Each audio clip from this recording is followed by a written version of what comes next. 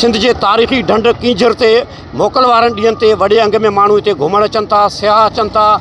उन्हनि सां मुख़्तलिफ़ वक़्तनि ते जिते रोड हादसा पेश अचनि था, उते कींझर ढंढ जेका वॾी ढंढ आहे उन में घुमण लाइ आयल अॼोके ॾींहं में छाकाणि जो आचर जो ॾींहुं आहे, वॾे अंग में माण्हू आयल आहिनि, त उन में ॿ जेके ॼणा आहिनि ॿुॾी विया आहिनि, जिन जे मक़ामी जेके टोबा आहिनि उन्हनि जा लाश कढी वरिता आहिनि।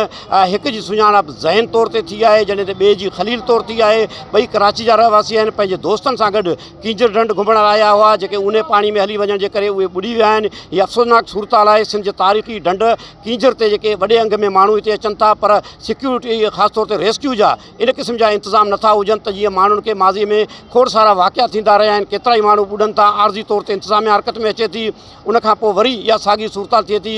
अॼु ही अफ़सोसनाक वाक़ियो पेश आयो आहे, जंहिंमें ॿ ॼणा मुख़्तलिफ़ वक़्तनि ते कींझर ढंढ जे जेको आहे जेके घुमण वारनि हंधनि ते पिकनिक पॉइंट्स वटां जेके आहिनि पूने पाणी में हलिया विया आहिनि ऐं उहे ॿुॾी विया आहिनि। उन्हनि जे हवाले सां मिकेनिज़म न हुजण जे करे ख़ासि तौर ते जेके रेस्क्यू टीमूं आहिनि उते उहे मौजूदु नथियूं हुजनि। अॻु में जेके ॻाढ़ा झंडा लॻाया वेंदा हुआ, ख़ासि तौर ते जिते इंतिहाई हसास सूरत हाल हूंदी हुई, उते या वरी पुलिस जी ज़्यादा नफ़री हूंदी हुई, उन क़िस्म जूं शिकायतूं अचनि पिया। छो त उन्हनि सां वारसनि सां ॻाल्हि ॿोल करियूं ऐं रेस्क्यू टीमनि सां ॻाल्हि ॿोल करियूं, त उन्हनि जो इन हवाले सां छा चवणु आहे?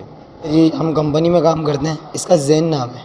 हाँ, कंपनी से जानते हैं, दोस्त है हमारा। अच्छा, इधर पिकनिक पे आए थे करली, तो नहा रहे थे हम ट्यूब के ऊपर। 3 बंदे थे हम, 2 ट्यूबें थी हमारी। एक ट्यूब हमारे हाथों से पानी में आगे जा चुकी थी, तो हमने कहा चलो छोड़ दो, जाने दो। इसने कहा कि वो ट्यूब हमारी जा रही है, उसको पकड़ के लेकर आते हैं। तो मैंने कहा कोई मसला नहीं है, जाने दो, हमारे पास एक ट्यूब है गई। तो इसने एक दूसरा लड़का था हमारे साथ, उसको कहा कि फ़ाद तुम चलो अपन ये लेकर आते हैं। तो उस वक्त पानी उधर पे नॉर्मली था, इतना था, ज़्यादा पानी नहीं था जी। तो उस लड़के ने भी मना कर दिया, तो इसने बाद में मुझे कहा, मैंने भी मना कर दिया, मतलब नहीं इस ज़रूरत नहीं है। तो इसने हम आगे आ गए थे पानी की तरफ से, हमने बोला छोड़ दो, भाड़ में जाए, दूसरी ट्यूब ले लेंगे। तो ये पीछे से निकला हमारे ट्यूब लेने के लिए जी। इसने बोला इतना गहरा थोड़ी है, आगे जा रहा हूँ। मैंने से मना भी कहा था कि ज़ैन वहाँ पे पानी ख़राब है, ज़्यादा ऊंडा हो सकता है, तुम आ जाओ। तो वहाँ पे चिपचिपी पत्थर नहीं थे, वहाँ पे मिट्टी थी, चिकनी मिट्टी। तो ये हमसे आगे निकल गया, ये थोड़ा सा आगे गया, सही था, लेकिन ये ट्यूब पे गलत बैठा हुआ था।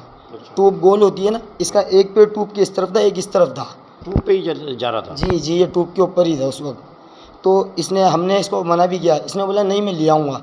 तो ये ट्यूब के ऊपर इसने एक हाथ ऐसे रखा हुआ था, एक हाथ ऐसे रखा हुआ था, दूसरा पैर ये ट्यूब में डालने वाला था कि वो ट्यूब ऐसी ही पलट गई। पानी ज़्यादा था जी, पानी ज़्यादा था, इसके ऊपर से पानी आ गया इतना जी। इसने 3-4 मरतबा ऊपर आया, इसने चिल्लाया, इतने हमने शोर शराबा किया था जब तक, तो 2 या 3 बार ऊपर आया था, फिर ये नीचे जा चुका था। फिर लड़के आए थे वहाँ की कश्ती चलाने वाले, वो भी कूदे थे, उन्होंने देखा, उन्होंने बोला इधर नहीं है, आगे चला गया पानी से। दादा असांखे इजी कराची मरकज़ खां असांखे इतला मिलियो त असां 20 खां 25 मिंट में पहुतासीं। 2 माण्हू अॼोके ॾींहं में 2 माण्हू ॿुॾा। अच्छा, त पंहिंजो तव्हांखे जेको इतला मिलियो, तव्हां उते पहुता, छा डेड बॉडी हिननि कढी वरिता हुआ, छा हो? जी जी, बिल्कुलु डेड बॉडी निकिरी चुकियूं हुयूं, डेड बॉडी निकिरी चुकियूं। असां एम्बुलेंस में चुप करे खणी आयासीं। पर छा मामिलो थिए थो, हिन क़िस्म जा वाक़िया थियनि था, अॼोके ॾींहं में 2 माण्हू ॿुॾी विया आहिनि, तव्हांखे छा महसूसु कयो? अॻु में रेस्क्यू टीमूं हूंदियूं हुयूं, रेस्क्यू टीमनि जी खोट आहे, छा मामिलो आहे?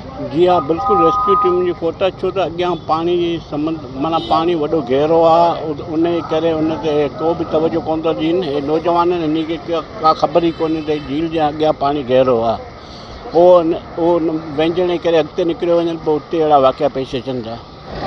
जी नाज़रीन, तव्हां ॻाल्हि ॿोल ॿुधी। कींझर ढंढ में जेके 2 ॼणा ॿुॾी विया आहिनि, उन हिकु ॼणो जेको ॿुॾी वियो आहे नौजवान ज़ैन, उन सां गॾु आयल जेके कींझर घुमण लाइ उन्हनि जे हिकु नौजवान सां ॻाल्हि ॿोल करे आयासीं। उनजो चवणु आहे त असां अंदरि पाणी में वियल हुआसीं, ट्यूबनि ते वियल हुआसीं, ऐं हीउ जेको नौजवान आहे ट्यूब अंदरि जेको आहे गहरे पाणी में हली वञण जे करे हीउ बि कोशिशि कई, गहरे पाणी में हलियो वियो, जंहिं करे जेको आहे हीउ ॿुॾी वियो। पर उनजो चवणु आहे त ट्यूब जे ज़रिए हू वियो आहे, ऐं ट्यूब ते ग़लति तरीक़े सां वेहण जे करे हू पाणी में ॿुॾी वियो। ऐं उते रेस्क्यू जी का बि टीम जेका हुनजो चवणु आहे त असां रड़ियूं बि कयूं, दाऊं बि कयूं, पर उते जेके मक़ामी जेके माण्हुनि खे जेके सैर तफ़री कराईंदड़ जेके आहिनि मल्लाह आहिनि या मक़ामी माण्हू आहिनि उन्हनि ज़रूरु उनजी मदद कई, पर रेस्क्यू टीम का बि बर वक़्तु न पहुती। उन सां गॾोगॾु इहे शिकायतूं आम आहिनि त हिते जेके माज़ीअ में जेके हादसा वाक़िया पेश आया आहिनि उन्हनि जे नतीजे में इंतिज़ामिया पारां दावाऊं थींदियूं रहियूं आहिनि। सियाहत खातो हुजे या ज़िले इंतिज़ामिया हुजे, पुलिस इंतिज़ामिया हुजे, उन जे तरफ़ां मैकेनिज़म ठाहिण जी ॻाल्हियूं थींदियूं रहियूं आहिनि। सिंध हाई कोर्ट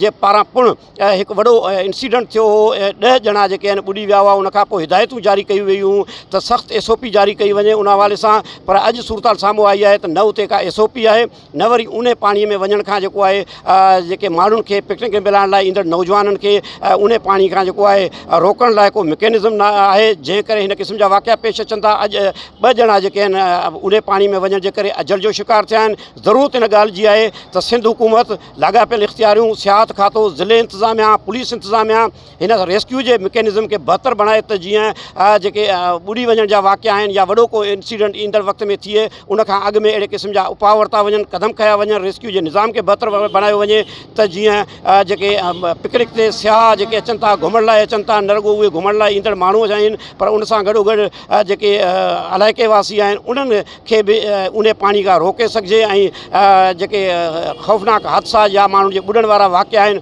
उन्हनि खे रोके सघिजे। कैमरामैन शोएब उमरानी सां गॾु महबूब बिरोही, टाइम न्यूज़ ठटू।